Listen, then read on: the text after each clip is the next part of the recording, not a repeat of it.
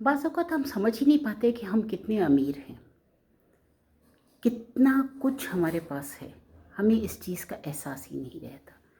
बिल्कुल उसी तरह जैसे कि एक बूढ़ी औरत मस्जिद के सामने भीख मांगती थी। एक शख्स ने उससे पूछा, क्या आपका कोई बेटा कमाने के काबिल नहीं? उस बूढ़ी औरत ने कहा, है।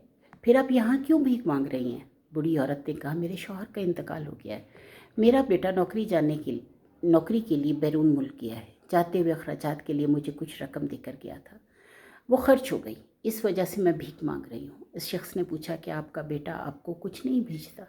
वो बूढ़ी औरत ने कहा, मेरा बेटा हर माह रंगारंग कागज़ भेजता है, जिसे मैं घर की दीवार पर चिपका देती हूँ।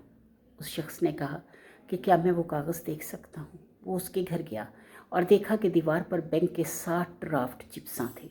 हर ड्राफ्ट 50,000 रुपये का था। तालीम याफ्ता ना होने की वजह से वो औरत नहीं जानती थी कि इसके पास कितनी दौलत है। उस शख्स ने उसे ड्राफ्ट की अहमियत समझाई तो वो औरत बहुत खुश हुई और हैरान भी हुई, परेशान भी हुई कि वो दौलत होते हुए भी भीख मांग रही है। हमारी हालत भी उसी बुरी औरत की तरह है।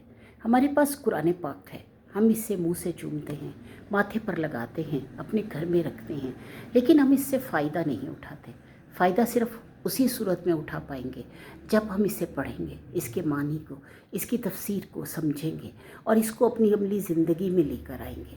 अमीर हम तभी हो सकते हैं, नहीं तो इसी तरह भीख मांगकर दुनिया की जितनी भी गलाज़तें और गलत आदतें हैं वो अपने अंदर शामिल करते जाएंगे और आहिस्ता आहिस्ता अपने आप को आखिरत में उस दर्जे तक लेकर जाएंगे जिसे सिज्जीन यानी सबसे निचला दर्जा कहा गया है। तो क्यों हम अपने आप को उस दर्जे तक गिरा रहे हैं? क्यों हम अपने इस ख़जाने को नहीं खोलते? क्यों हम उसकी तफसीर को समझना ही नहीं चाहते? क्यों हम उसके मानी को समझना ही नहीं चाहते?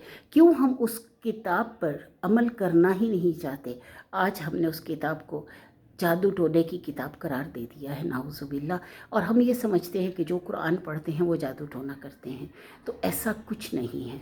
इंशाल्लाह हमारी दुनिया तभी बेहतर हो सकती है, हमारी ज़िंदगी तभी बेहतर हो सकती है जब हम इस ख़जाने से भरपूर जो है वो ख़जाना हासिल करें, उसके मानी को समझें, उसकी तफसीर को समझें। लेकिन हमारी जहालत की वजह से जितने भी छुपे हुए इनामात हैं हम उन सब से महरूम हैं। अल्लाह पाक हम सबको कुरान पाक समझने की तौफ़ीक अता फ़रमाए और उसकी अज़मत को, उसकी शान को, उसके इल्म को हासिल करने की तौफ़ीक अता फ़रमाए। आमीन या रब्बुल आलमीन।